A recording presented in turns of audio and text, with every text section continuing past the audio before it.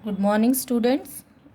हमने अपनी zoom class में हिंदी पाठ्य पुस्तक का पार्ट 4 पढ़ा था, लेकिन पूरा नहीं हो पाया था, इसलिए मैं इस वीडियो में आपको ये चैप्टर कंटिन्यू करेंगे। हम उसी को पेज नंबर 25 पर थे हम, वहीं पर नीचे पैराग्राफ है, वहीं से हम स्टार्ट करेंगे। ठीक है। मैंने आपको बताया था चैप्टर में कि किस तरह से महादेवी वर्मा जो है वो 2 मोर खरीद कर लाती हैं बड़े मियाँ से, और जो कि मतलब पक्षियों को बेचता है उससे ख़रीद कर लाती हैं।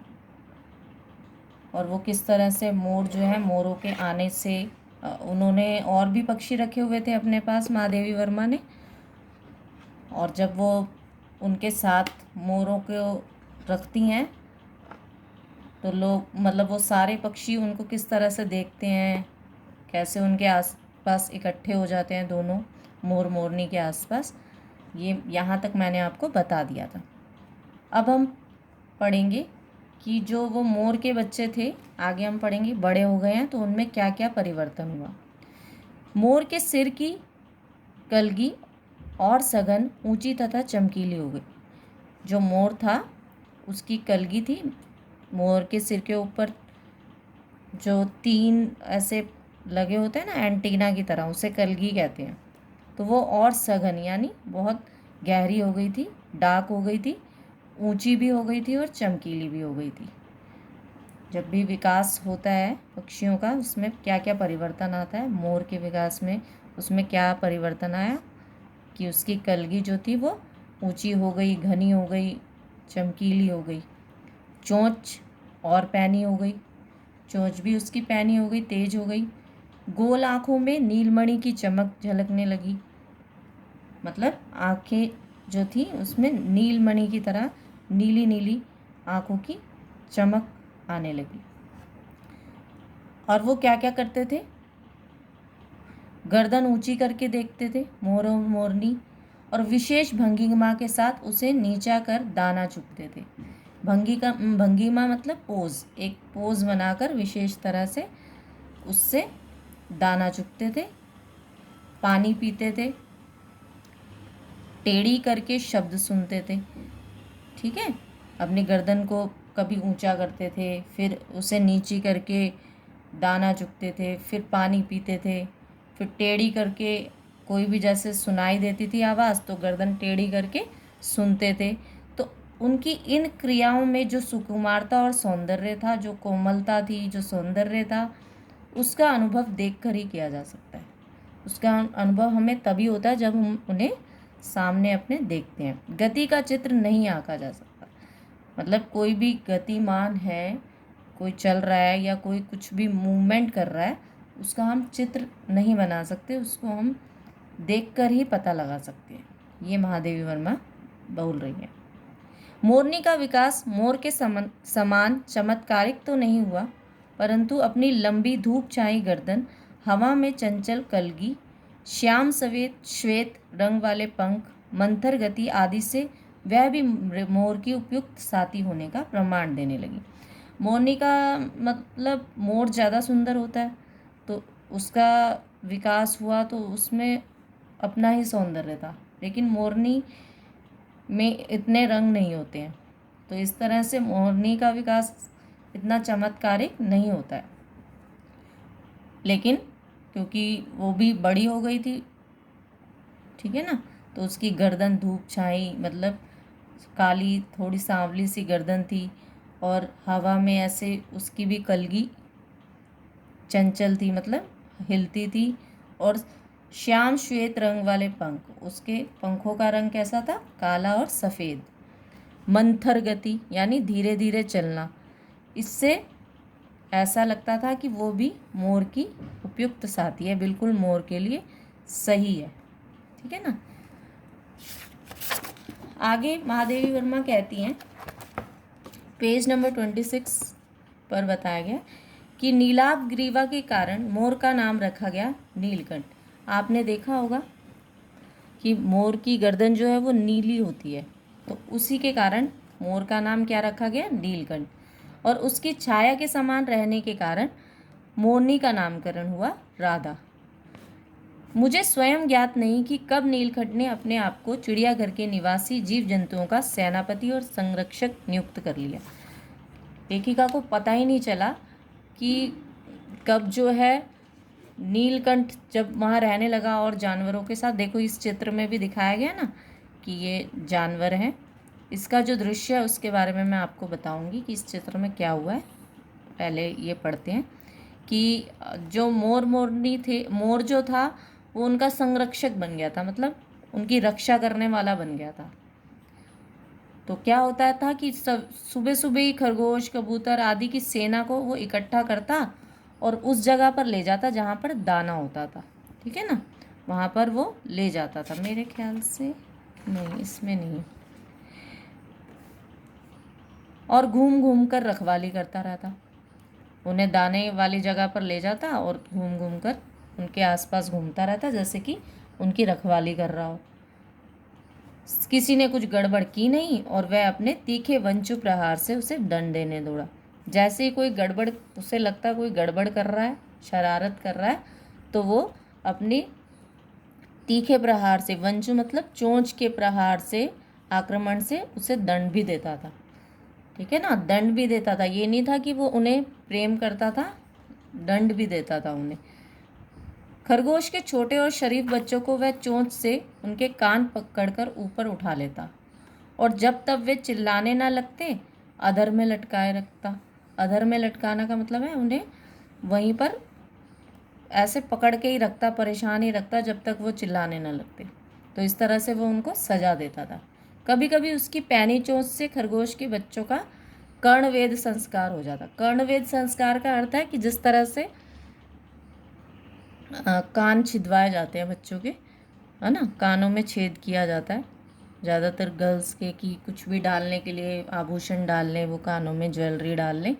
तो इस तरह से जब मोर जो था उनको उठाता तो उसकी चोंच के प्रहार से, क्योंकि उसकी चोंच पैनी हो चुकी थी, तो उनके कानों में छेद भी हो जाता था। खरगोश बहुत कोमल होते हैं ना, तो उसकी वजह से छेद हो जाता था। तो उससे क्या होता था, वे कभी उसे क्रोधित होने का अवसर नहीं देते थे। जब उन्हें पनिशमेंट मिल जाती थी, सज़ा मिल जाती थी ना, अगर कोई वो गड़बड़ करते तो मोर उन्हें उठा लेता चोंच से और उनके कानों में उसकी चोंच से छेद भी हो जाता, तो वो समझ जाते थे कि अब हमें शरारत नहीं करनी है। तो सज़ा के समान ही उन जीव जंतुओं के प्रति उसका प्रेम भी असाधारण था। वो सज़ा ही नहीं देता था बल्कि उन्हें प्रेम भी करता था। प्राय वह मिट्टी में पंख फैलाकर बैठ जाता और वे सब उसकी लंबी पूंछ और सघन पंखों में छुआ छुअल सा खेलते रहते। मतलब ऐसे गोल गोल से खरगोश रुई की तरह, ऐसे ऊन के गोले की तरह लगते हैं ना, तो उस तरह से वो खेलते रहते थे पंखों में उसके। तो उसे खेलने भी देता था, प्यार, इससे पता चलता है कि वो उन्हें प्यार भी करता था। एक दिन उसके अटूट स्नेह का हमें ऐसा प्रमाण मिला कि हम विस्मित हो गए।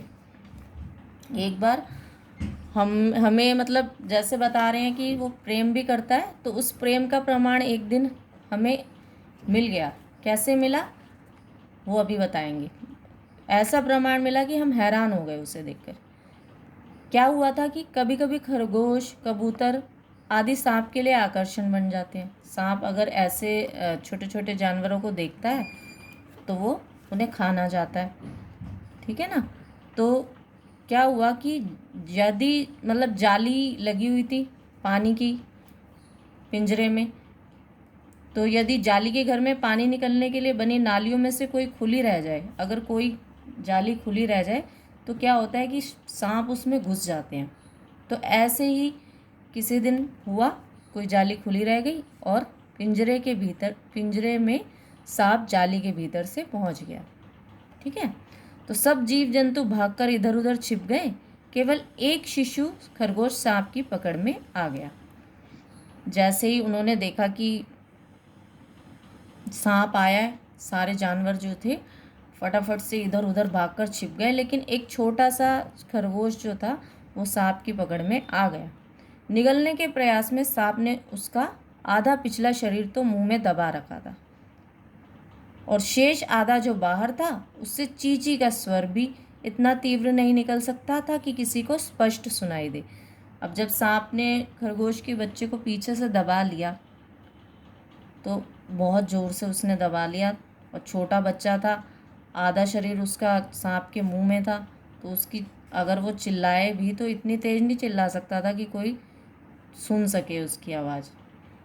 और नीलकंठ दूर ऊपर झूले में सो रहा था, लेकिन वो इतना चौकन्ना था, उसके कान इतने चौकन्ने थे कि उस मंद स्वर को भी उसने पहचान लिया।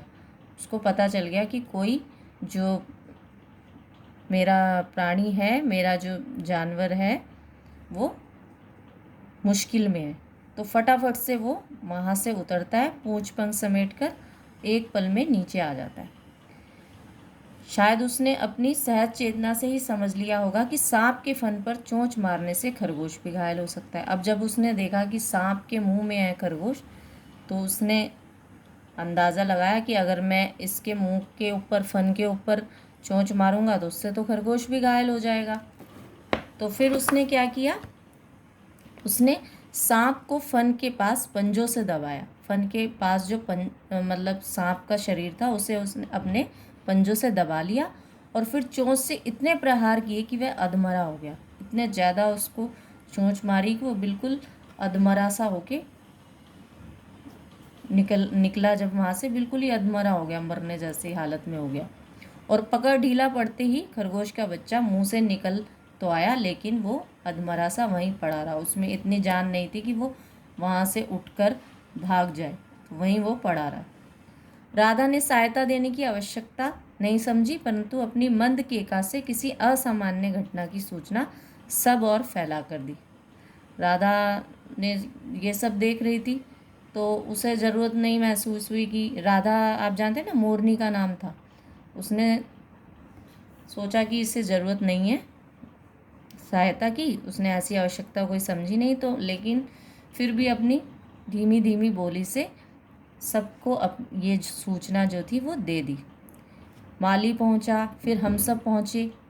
तो उसकी सूचना से क्या हुआ कि माली जो था वो वहाँ पहुँच गया और फिर महादेवी वर्मा और कुछ लोग वहाँ पहुँचे।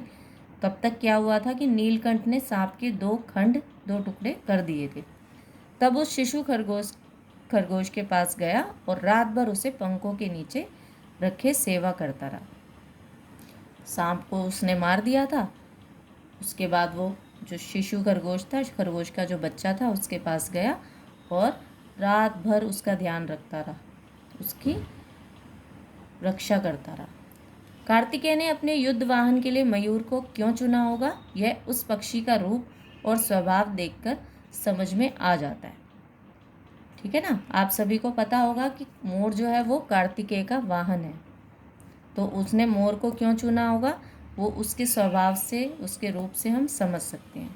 मयूर जो है वो कला प्रिय वीर पक्षी है, उसे कला प्रिय है, उस सौंदर्य प्रिय है, हिंसक मात्र नहीं। हिंसा भी वो करता है, ऐसा नहीं है कि वो हिंसक नहीं है। जिस तरह से उसने सांप को मारा, या जब भी उस पर कोई आक्रमण हो तो वो उससे छोड़ता नहीं है। तो हिंसक होने के साथ साथ वो कला प्रिय वीर पक्षी भी है। ठीक है। इससे उसे बाज, चील आदि की श्रेणी में नहीं रखा जा सकता, जिनका जीवन ही क्रूर कर्म है। तो इसलिए हम मोर को बाज और चील की तरह खाली हिंसा करने वाला पक्षी नहीं मान सकते। बाज और चील तो सिर्फ हिंसा करते हैं, मारना जानते हैं, लेकिन सांप को जैसे मोर ने मारा, उससे अब खरगोश को बचाया, फिर उसका ध्यान भी रखा, तो इससे पता चलता है कि वो हिंसा उसने की, लेकिन वो वीर है, इसलिए उसने हिंसा की और किसी के जीवन की रक्षा के लिए हिंसा की। तो हिंसक होने के साथ साथ वो कला प्रिय भी है। तो अभी हम यहीं तक पढ़ेंगे इस वीडियो में। आप लोग इसका बुकवर्क चैप्टर में से जितना हम पढ़ चुके हैं उससे रिलेटेड बुकवर्क करेंगे, शब्दार्थ आप कर चुके हैं।